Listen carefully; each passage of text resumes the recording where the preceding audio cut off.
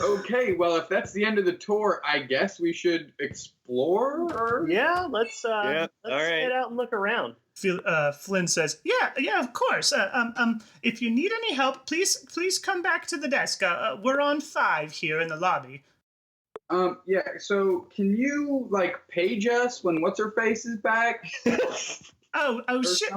She'll be able to find you. No worries. Interesting. Let's go to. Do you guys want to go to the food court? And I want to talk to my rat and get him to steal us some falafel. It's a hardy rat you got there. Durf, did you name your rat yet? I know we haven't really talked about him for a couple episodes, but does he? Where do you keep him in your pants? I'm gonna wait because when I get to level 2, I can talk to animals and I'll ask him what his name is. I don't want to presume to say what his name is. Wow.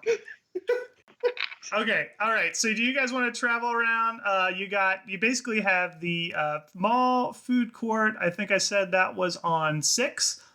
There is the. Why don't we go to the Artificers Guild and talk to the orc guy? Yeah, that's on 8. See if we can't make some magic happen. You guys want to go there? Sure. Okay. Yeah. Let's ride the lightning. So you guys gather together and you walk through the portal marked 8. And again, you emerge from this portal. You see all these different laboratories and workstations. And the orc sees you, and he waves you over. And you guys walk over there, and he says, "I'm gonna get this accent right." He says, I thought about it and I was like, what kind of voice can I use? Okay. He says this. He says, "Hi, hello there. My name's Nero. What can I do for you?" Well, this is awkward. What can you do for us? You guys look new here. Where'd you come from? That is not my question. This is going poorly. Let's start this over. All right, rewind. Was not expecting that. You walk through the portal, and you see laboratories and workstations. And this orc, he waves you over, and he says, "Name's Nero. What can I do for you?" Again, what can you do for us? Oh, this here's the can't fishery. handle this, so he's gonna just duck to the side. Okay. He says, "This here's the fishery. This is where the wizards work with some cool stuff, and they learn things about magical items. Were you guys interested in some magical items today?" Most certainly. Do we still have that map?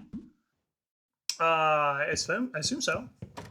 Hey, he knows stuff about magical items. Can he look at our map and tell us what the fuck the... Oh, no, never mind, because what's her name? It was just Tessa's map, and she lost it, and the knick-knack dealer stole it. Yeah. Right? That's what we know about it? Yep, that's all. I mean, it's still a magic map. But it's not like an evil map. It doesn't have any clues in it. No, not an evil map. No, this isn't a Nicolas Cage movie. When do we get to steal the Declaration of Independence? You are all about stealing things, aren't you? My profession is burglar, and you wouldn't let me steal stuff the only time I tried to steal stuff. Okay, anyway, so, you guys just gonna stand there? I forgot the accent already. What was it? So wait, can he enchant my quarterstaff? Is that what he does? Okay, so... do you want to ask him that? Let's let him get back in character, and then we'll ask him. Yeah, let me get back. Name's Nero. Okay, I got it.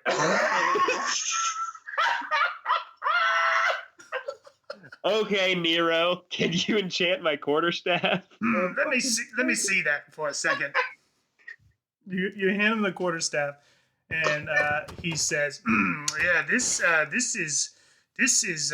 is pretty simple. I could see what I could do, but it's gonna cost you 2,000 gold pieces." How about go fuck yourself? Well, that's rude. You bring this back when you get 2,000 gold pieces, and I'll see what I can do. You guys will eventually get money, so don't worry about that right now. Okay. And Nero says, I'll tell you what I'll do. Let me show you something I've been working on. And he turned around from his desk, and there is this big sheet basically over this machine. And he pulls the sheet off, and you see this big long machine with lots of like tubes and pipes and different metal containers. And he says, "This here is called the synthesizer. I can turn any mundane object into a magical one. What's that you got there, sir? What's your name, by the way?" Me? Yeah, he's talking to you. Durf. And who are your compatriots here? Doug and Carl. What's so funny, the little one? Yeah, nothing. Absolutely nothing. What's the names there, Duff? Doug and Carl. Oh, Tug and Coral. It's a pleasure to meet you. Coral. Coral. This is The Walking Dead. Coral. All right. So Nero says, "What's that you got here?" And he points at your rat. Points at your rat. My rack? Your rat. He points at the rat. Iraq. The rat. Oh, yes. Yes, this is my rat. It's a rat. It's a nice rat there. What's his name? I'm waiting to ask him what his name is. Oh, I got something that might be able to help you with that. Can I see him? I think you can see him, right? Didn't you just ask about him? I mean, like in a physical sense. Can you put him in my hand? Give him your rat. Okay. You can have the rat. There's the rat. Oh, all right. So you put the rat in this orc's hands, and he turns around and he pulls out. First he pulls out from his desk this small iron cube. It's like a little metal cube, and he turns around and he puts both the rat and the iron cube in this compartment, and he shuts the door in the synthesizer, and this compartment compresses completely flat, and juice You kind of just kill my rat? No, don't worry, watch this. And this juice comes from this compartment in through these several glass tubes, and it kind of goes up and down and around through these tubes. Meanwhile you're hearing this machine kind of churn and steam's coming up. And this juice goes through these tubes and goes into a different container of metal, which expands and contracts. It's kind of like squishing it back and forth. And then it goes through another series of tubes, and you see this paste, kind of like this gray paste, come out from this filter and goes into this other sphere of glass, which spins it really, really, really fast. And then out from underneath this glass sphere into a jar that he has come these two black spheres. And they go clink, clink into the jar. Okay. And he grabs the jar with these big tongs and turns to the side of the desk where he has this big vat of cold water, and he dips it in there, and steam comes up. And when he takes the jar up, you see your rat, and he's fine. Don't worry, he's cool. Okay. And he jumps up and he scurries back up your arm and lands on your shoulder. And the other thing that's in the jar is this kind of C-shaped wrap, and he hands it to you, and he says, "I'm gonna call this the Whisker Whisperer." And you look at this C-shaped thing, and it's in the shape of a rat, actually. And he says, "Put that on your ear." Okay. Okay. I put it on my ear. So you put it on your ear, and Nero says, "Now listen closely. This item will allow you to telepathically communicate with your rat friend here." That's very exciting. Yeah. And so basically what this item does is it lets you communicate with your rat. You're able to talk to it. You're able to kind of tell it what you want it to do, as long as it's going to stay within 50 feet of you. And you can also control it to some extent. So you are able to tell it what you want it to do, but every time you give it a command, you've got to roll a d20, and depending on how you roll is how well it kind of follows that command. Okay. I Cool. also I get a spell at level 2 that lets me look through an animal's eyes. So that could be cool. Yeah, for sure. Okay, cool. All right. And so I can talk to it. So you can talk to it. Yeah. He says his name is Eugene. Okay, so you want to talk to the rat? I'll do the rat. Don't worry, I'll do the rat. So what do you want to say to your rat? I'll let it be Eugene. Wait, so is the Eugene name canon, or do I need to ask you what it is? We'll make it Eugene. That's fine. So you put this thing in your ear, or on your ear. It kind of wraps around the outside of your ear, and it's got a little rat head that turns in towards your ear.